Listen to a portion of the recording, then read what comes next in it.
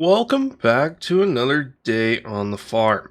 You see me sitting here beside Needle and Stitch.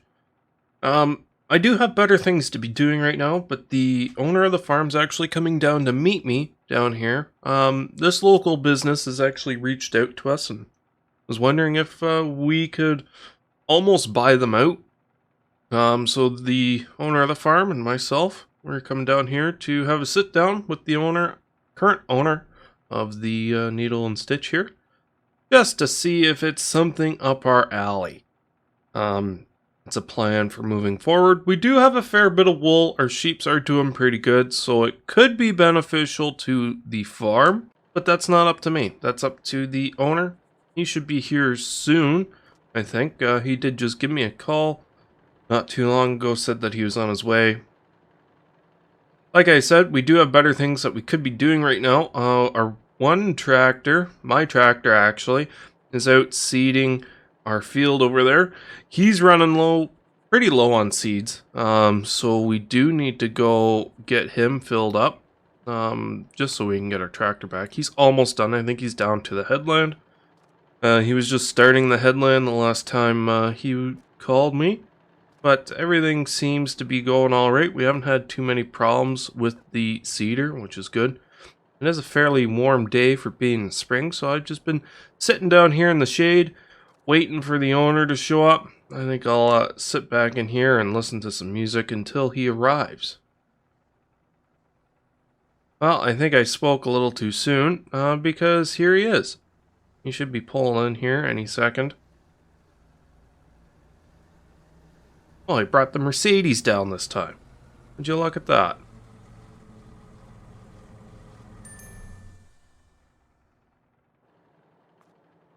Alright, well, I guess it's time to go have our meeting. He just parks right in front of the bay because he might end up owning the place. And if he owns the place, he can park wherever he would like.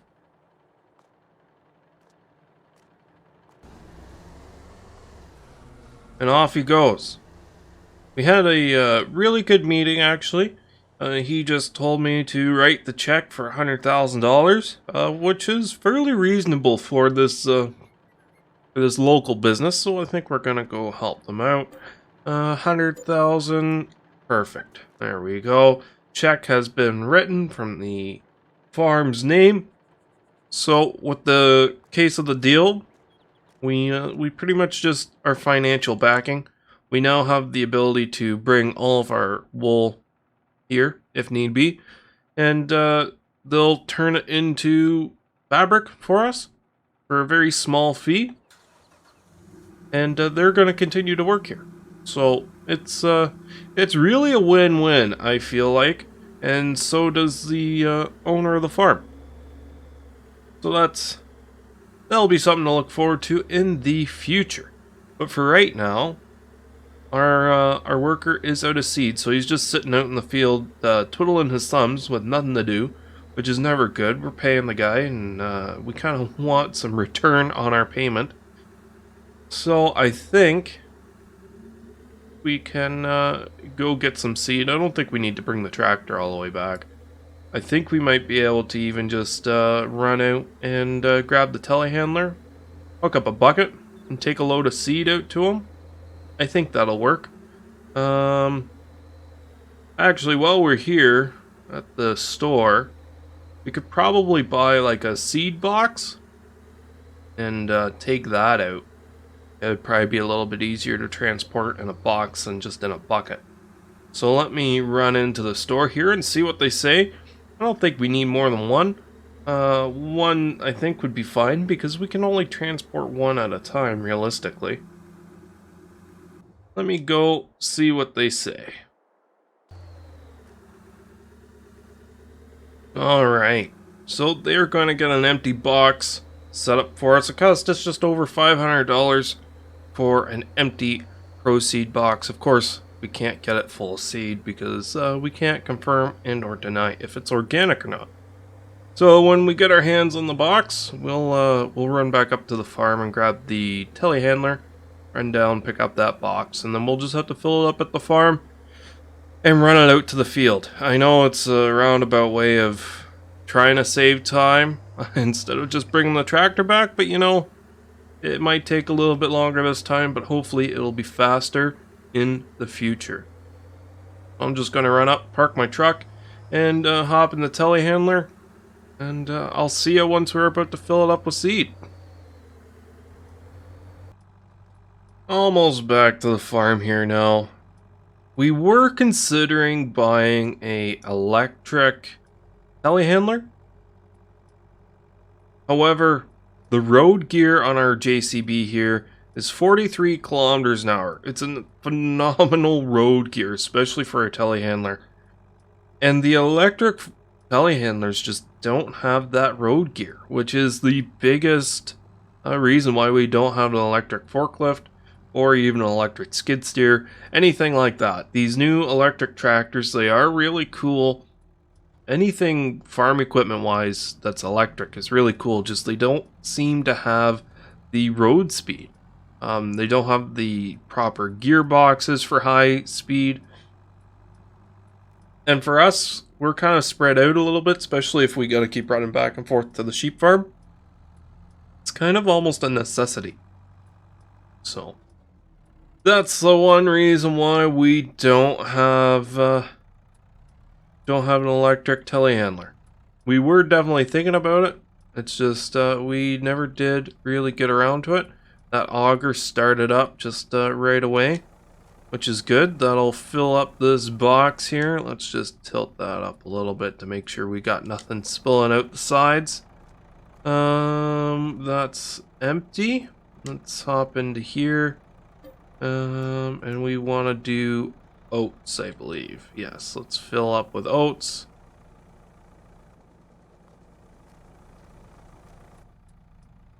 And make sure we're getting all sides of the box evenly filled up.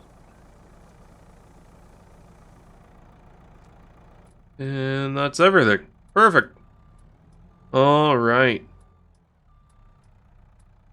So I'm pretty sure, if I remember correctly, our seed tank on the seeder holds 1,500 liters of seed. And this box holds 1,584 liters of seed. Wow, yes, we're going to have a whole extra 84 liters to play with. I know, what are we going to do? We could... Nah, we got to be able to lift it up to get it in anyways. Yeah, it's going pretty good. It would be nice if we could put this in the bed of a truck, but realistically, now to load up the semi-truck with the flatbed to put this on there and a couple of these boxes. We only have the one box, so we can only fill one up at a time. And to take that whole kit and caboodle out to the field, that's just not really going to pan out. That's just a lot of extra steps. Especially when this thing does have a pretty decent road gear. Anyways, it's not going to take us that long to get down there. So, we can't really complain. We'll just bring this down. Just so we can see a little bit better. Make sure there's no traffic coming. We got our four-ways on. We got our beacon light on. I don't think there's much traffic on the road right now anyways, so we should be good just to fly down there and get out to the field and make sure he can finish off his last headland pass. Just pulling on into the field here. As you can see, he's done pretty much everything. There's just he's on the last headland pass here now, so he's got to go one full time around the field, which is just our luck. Running out of seed that close to the finish. It is what it is. Let's just make sure he's out hiding in the shade right now, saving up some fuel. So we'll get the tractor fired up here, get the seed tank lowered down, the cover off.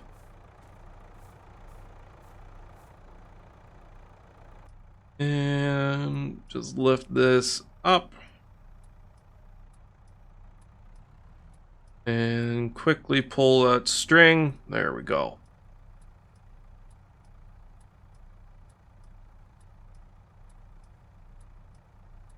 There's that full. 84 liters left in the box, like we said. Put that down. And I think the worker would be good to come and start his job again. So let's just give him a call. I think he went for a walk down by the river down there waiting for us. He has been waiting here for a little while, so I'm just going to give him a call and get him back to the tractor. And there he goes. Off he goes to finish the last headland. It won't be very much longer until he's heading back to the farm completed. Well, we might as well go pick up some of our wool, considering we got a fair bit of it. Yeah, and take it over to that new business. At least we can get some progress going over there. It does take them a little while to get wool turned into fabric to be able to sell on. So it is a fairly slow process. So the sooner we can get that ball rolling, the better. So we filled that box back up, and we are going to... I think we're actually going to get more of these in the future. It definitely makes it easier. I don't think we need more than one box right now. I think we will probably buy more come later if we start putting something in the ground this summer, like another crop of winter wheat or winter barley, anything like that. We might buy a couple more because it does seem to be a pretty handy device having those. Be able to transport seed around at a pretty good rate. And then we don't always have to leave that auger sitting up there out and about just taking up yard space. We can make up a bunch of seed and yeah, and just store it. So we'll just hop up into the Massey here. We are kind of pigeonholed into this shed here. It's a pretty tight squeeze. We'll get it out. And we might as well put on our set of pallet forks because we do have a lot of things to move. I am hoping that this tractor is going to be heavy enough, because once we get this, once we get all the wool loaded up onto this trailer, it's definitely going to be pretty heavy, especially since the trailer, it's one of the rear axle folding trailers. Folding axle trailers. It's the blue one down here. I'm sure you guys know what I'm talking about, and it will click as soon as you see it. It's that little guy right there. When you put a lot of weight on these, it transfers most of that weight to the actual tractor. There is very little weight that actually gets put onto the axle of the trailer itself. We'll lift that up. And we might as well head on over to the sheep farm and at least figure out exactly how much wool we have over there.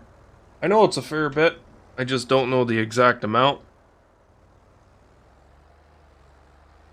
Hopefully this little Massey has the power and the oomph, but if not, I think I know where I can find some bigger pieces of equipment. I think.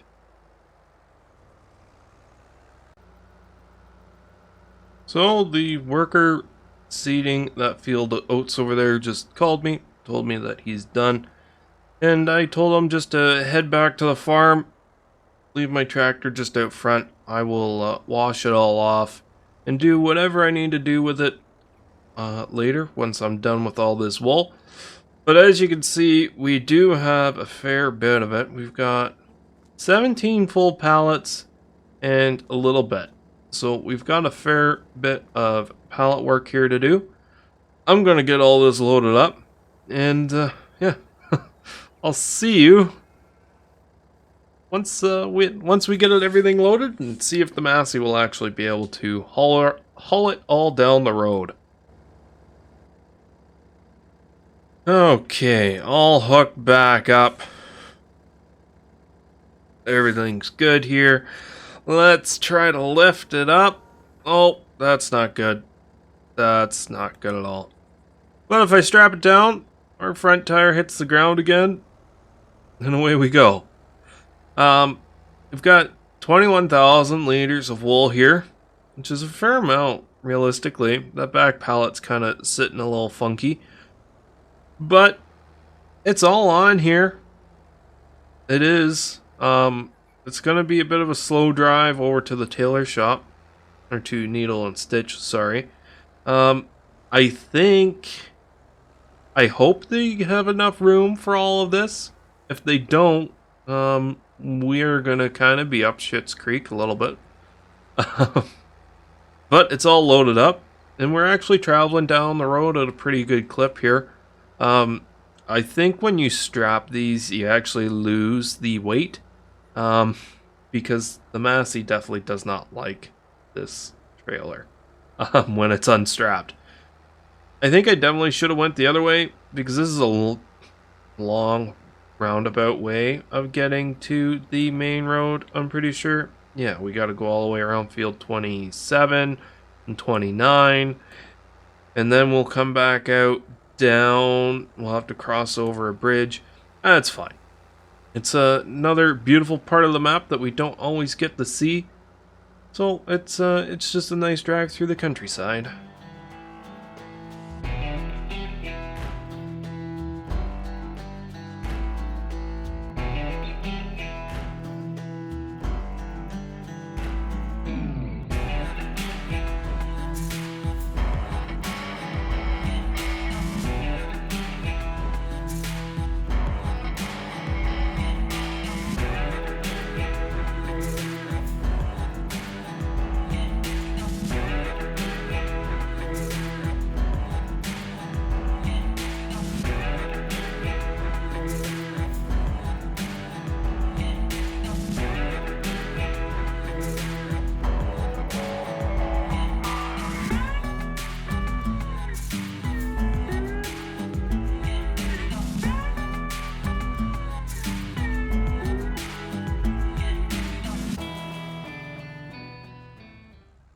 You're never gonna believe this, but we got bamboozled. When we went and had the meeting down there, there were some nice guys. They handed us the contracts. The farm owner, he was in a hurry to get out of there. He wanted to get back to the farm. Apparently had a bowl of stew on the stove that he really needed to tend to, which it is what it is. Turns out they don't actually process the raw materials there. They have a sister company that processes the raw materials where we're heading to now. They take the fabric that is made from the processed materials and turn it into clothing. They're like a designer. It should have been a little bit more obvious, considering the company that we bought is called Needle and Stitch. And there's a few steps to take before you take this raw wool and just making it into a piece of clothing. So I called the farm owner. He said, well, we're kind of stuck here. We own the rights to the clothing shop, but we've got nowhere to process the wool. So that's kind of a lost investment. So you might as well just go down to the sister company and see if they'll sell or sell us the same rights. So I'm running down to sign another check for another $100,000, which means the farm is out $200,000 in one day. We haven't even made any money today, but I think down the road this is going to be a good investment for the farm. At least I hope. Hopefully he's not just throwing money away in wrong spots, but you never know. Only time will tell. But I'll see you guys once we get down to the proper place to take our goods. Okay, so we have bought this place. We've got all our wool unloaded. This place was $60,000, which a little bit cheaper than the tailor shop. And we have 21,000 liters of wool that will be made into fabric. And we are going to put that set to send directly to the tailor shop. So it's one less thing that we have to do. The workers from each business respectfully will pick up and deliver the goods once they are created and made and ready to go. Oh boy, oh boy. At least that's a good job done. And I think we'll just head her back to the farm and see what else we can get up to today. If nothing else, then it'll just be into tomorrow and that'll be it. So I'll see you back at the farm. And back up at the farm. You know what we're going to do? Let's field that we just put some seed in the ground. We're going to spread some manure on top of that. That seems like the best thing to do. It needs some fertilizer. All of our grass fields actually could use with some fertilizer. Unfortunately, they are all deemed ready to harvest, so we can't really put any fertilizer down. We will be cutting all the grass in tomorrow's episode, or in the next episode. Definitely won't be tomorrow. But judging by the field calculator mod that I have, we should have enough manure. We'd also have enough slurry, but we have a lot more capacity for slurry than we do manure, so I would just like to make sure that we are always making the best. I don't want to run to our maximum amount of manure and stop making it. Same goes with the slurry, but the slurry just, we've got this big lagoon here, which we can store a whole heck of a lot of slurry. So, as you can see, we're going to go out and do field 32. Manure and slurry will both require 214,848 liters of each required type of slurry or manure. Digestate's also the same as well. We never need to put on any of these three, so those just might as well be right out of there. And lime, it would take 48,340 liters. So yeah, that's not too bad. So we might as well head on out. Yeah, worker has no field found. Every time I press the circle button, it to like back out of a menu, it always brings me into another one. So like, boom. I don't know why. Maybe my see, just did it again.